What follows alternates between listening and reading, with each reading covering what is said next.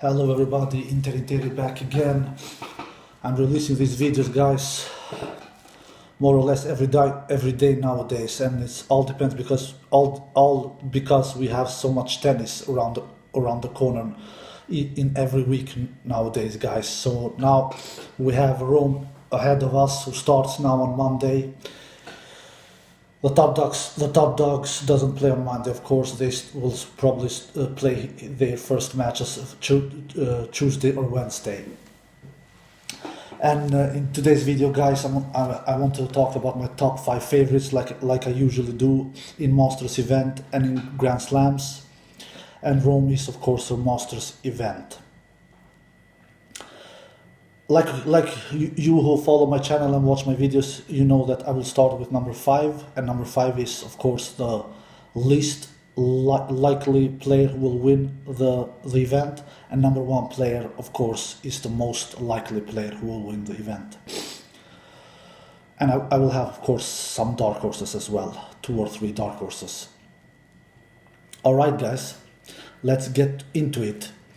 On number 5 place on my top 5 list, I have Stefanos Tsitsipas, guys. I don't have him higher than this, even though that he played the final in Madrid and defeated Rafa in the semifinals and has won 2 titles this year already. He is one of 4 players actually that has won 2 titles this year. We have Djokovic who has won 2 titles, Australian Open and now here in Madrid. We have Federer, Indian Wells and Dubai. We have Federer who has won Miami and Dubai. Wrong there. And then we have Thiem who has won Indian Wells and Barcelona.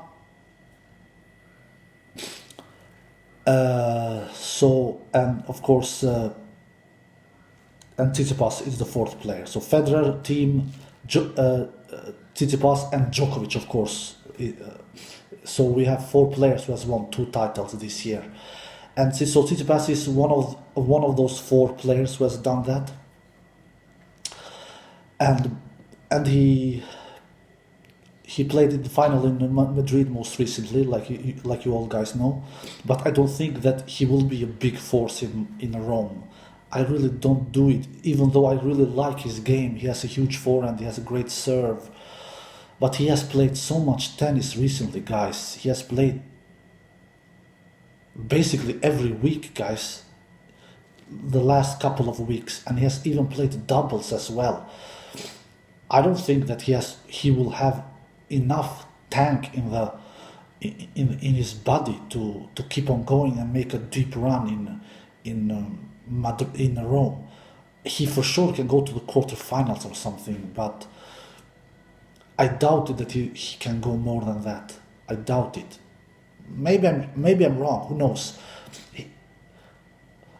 I can see Tsitsipas go as far as semifinals in Rome, but I don't think that he will go to the finals at least, and that's why he's at least one of my top 5 favorites. So I'm counting that he will do some damage, but I don't count that he will win the tournament, and that's why he's on my 5th place, least likely player to win the event. Anyway, we go to the 4th place, and my 4th player is Roger Federer, guys. Roger Federer impressed on me in Madrid after not have played clay in 3 years.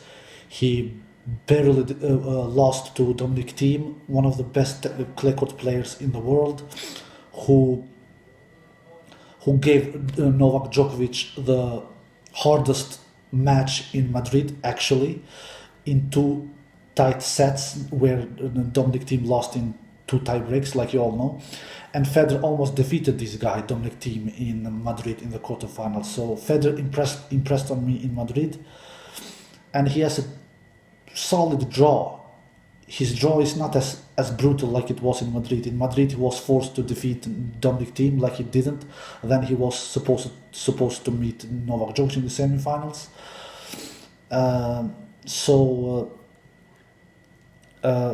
The draw here in Rome is not as brutal what I have seen. Correct me, guys, and write on the comment section and tell me if I'm wrong. But his draw is not as brutal here in Rome.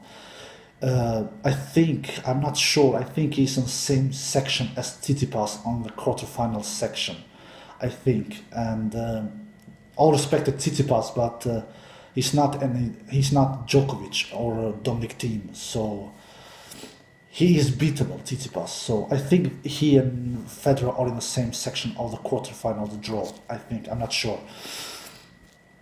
So I can see Federer go to the quarterfinals and even to the semifinals actually, but I don't see Federer go to the final.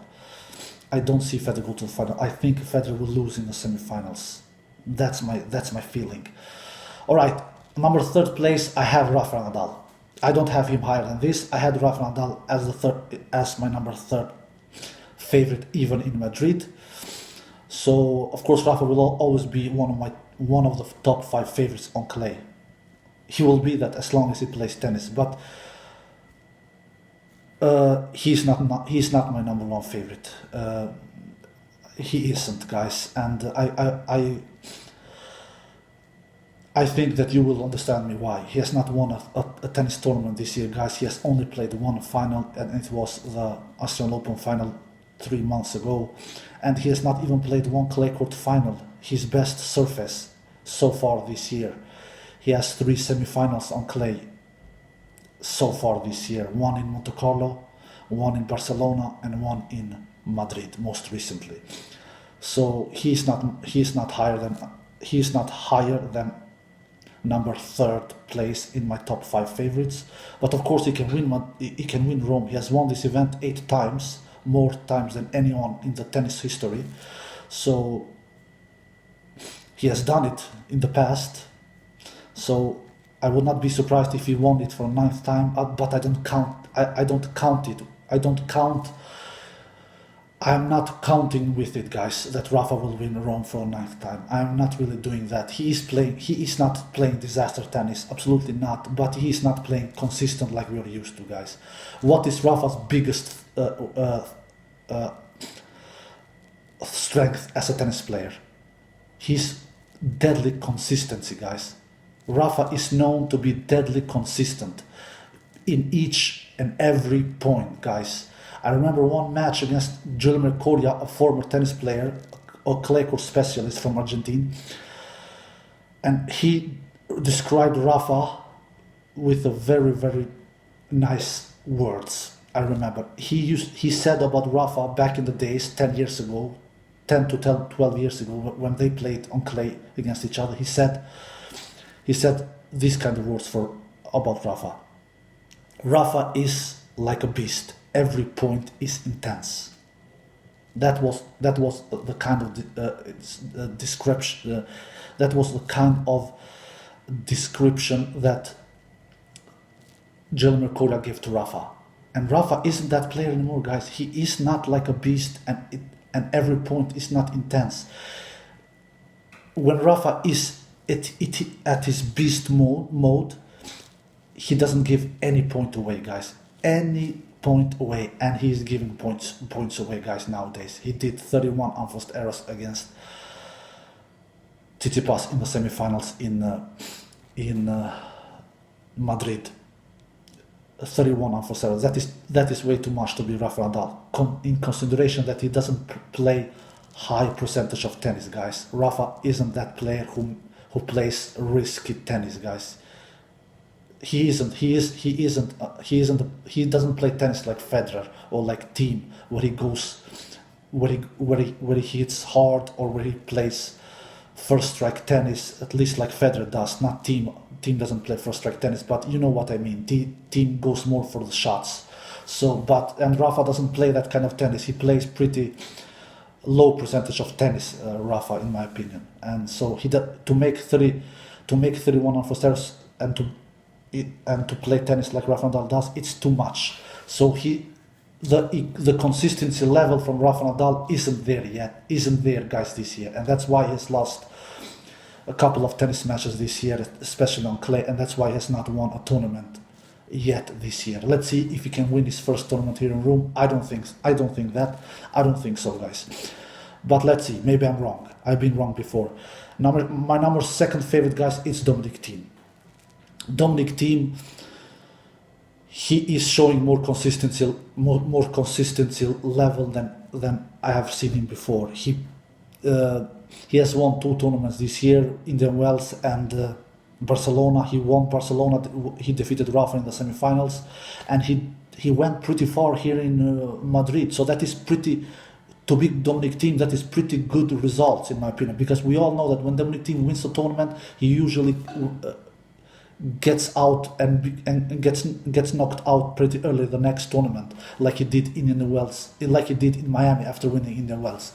But that was not what happened here in Madrid after winning Barcelona. He went to the semi-finals and he pushed Novak Djokovic, the champion, pretty hard. He gave Novak Djokovic a really run for his money in 2 close, tight sets where Djokovic lost in tie breaks. So that is a good sign that Dominic Thiem is showing good consistency level like he has not shown in the past in his career. So Dominic Thiem is my number 2 favorite, and he is in the same section of the draw in the quarterfinals as Rafa Nadal. So we most probably will have a blockbuster quarterfinal between Rafa Nadal and Dominic Thiem. And I think, to be quite honest, that Dominic Thiem will beat Rafa Nadal there.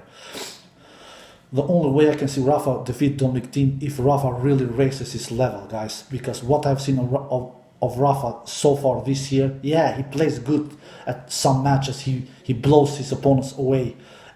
But the opponents that he blows totally away from the court, it's the second and third rounds, guys, where he doesn't face really quality opponents. But when he has faced really quality opponents, he has lost, like Fognini in the Monte Carlo, like Thiem in Barcelona, and like Tsitsipas here in Madrid as well. So Rafa has become a semi-final player this year, guys. At least this year. He has not been that in the past, but this year he has reached only 1 final, and that was in Australian Open 3 months ago. But besides that, he has not reached a final, guys. He has only played 3 semi-finals on clay: Monte Carlo, Barcelona, and Madrid. He was in semi-finals in the Wells, like we all know, but he withdrew because of a knee injury. And the only tournament that he lost early was in Acapulco against Kyrgios. But Rafa has not made enough finals for me to believe that he will defeat Dominic Thiem in a potential quarterfinal later this week in Rome. So I have Dominic Thiem as the favorite there in that quarterfinal clash to defeat Rafa Nadal, actually. So let's see. Dominic Thiem is anyway my second favorite in Rome. My number 1 favorite, guys, I'm going back to have Novak Djokovic as my number 1 favorite. I haven't had him as number 1 favorite since, I believe, Miami. Yes. After Miami, I dropped him as my number 1 favorite because I didn't see any consistency level in him. He lost early in the Wells. He lost early in Miami, and after Miami, I said I will not have Novak Djokovic as my number 1 favorite till he proves me wrong and wins 1 tournament, and he did so indeed here in Madrid. He won Madrid in convincing way. He won Madrid without dropping 1 single set, and he did in the final against Tsitsipas his best match since that Australian Open final against Rafa Nadal back in January 3 months ago. So it is fair enough to have Novak Djokovic as my number 1 favorite in Rome. He has won this event 4 times before, so historically he has played good on Rome. So I don't see any reason why not to have him as my number 1 favorite in Rome, and he has a good draw, the best draw. To compare that with Nadal, Federer, and Thiem.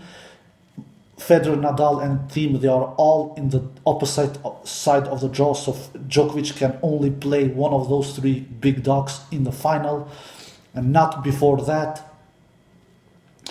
So it is only fair to have Novak Djokovic as my number 1 favorite in Rome. If he can maintain this level like he did in Rome, to be in the zone like he is for the moment, like he was at least in Rome the whole week, to not do a lot of unforced errors like he didn't do in Madrid, to serve good like he did in Madrid, to make a lot of winners like he did in Madrid, especially in the finals where against Tsitsipas, where he did 28 winners, I believe. Then nobody will beat him in Rome, guys. I don't think nobody will beat him. But but again, he has to show the consistency level, and he has not shown that really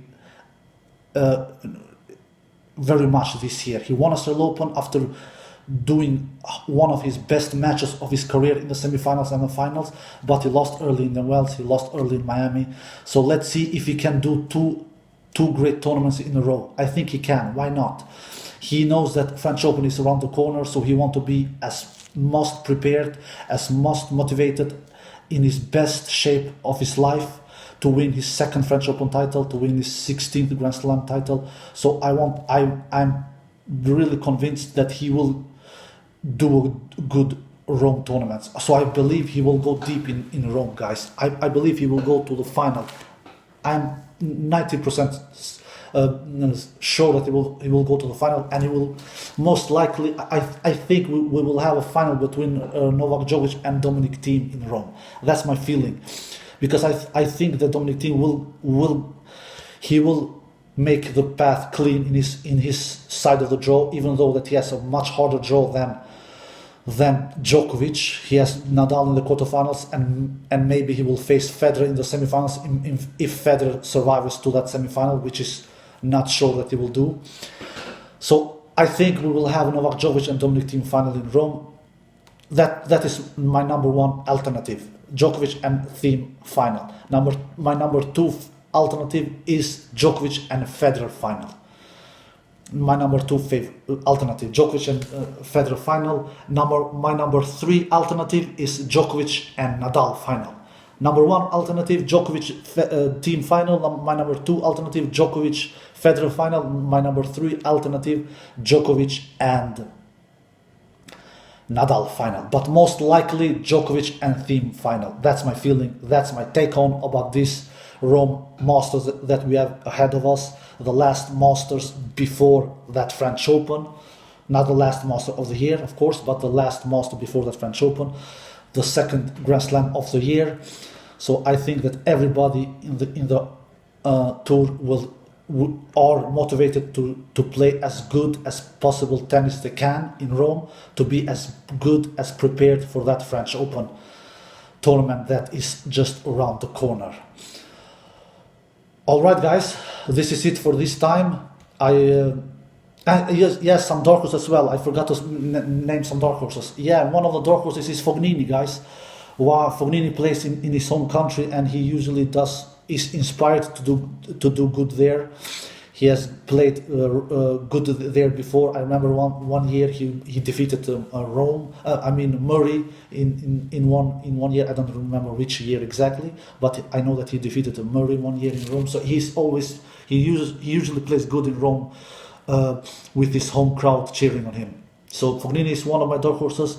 Then another dark horse, why not Wawrinka? He did his best result in Madrid in 2019, where he reached the semifinals, but he was destroyed by Nadal there. But he reached the quarterfinal, not semifinals, where he reached his first quarterfinal in 2019 so far. So why not Stan Wawrinka? And he can play on clay. He can play good clay court tennis when he's on fire. We have seen that in the past. He has won French Open in 2015, I believe. He has won the Monte Carlo Masters in 2014, I believe. And so he can play good clay court tennis, guys. But of course, he's not in his peak of his career. Those days are behind him, but he can do some damage, I think. He will not win the tournament, of course, but he can do some damage. And my number third favorite, guys, is... my number third dark horse, why not Medvedev, guys? Medvedev is always dangerous, guys. He's always solid, and he has shown some great results this year so far. So he has defeated some pretty good players so far this year. So why not Medvedev, one of my dark horses as well? He can do some damage as well. All right, guys, this is it for this time. I hope you enjoyed this video. And don't forget to subscribe, guys. That will make me happy if you did that. So take care and see you next time. Bye bye.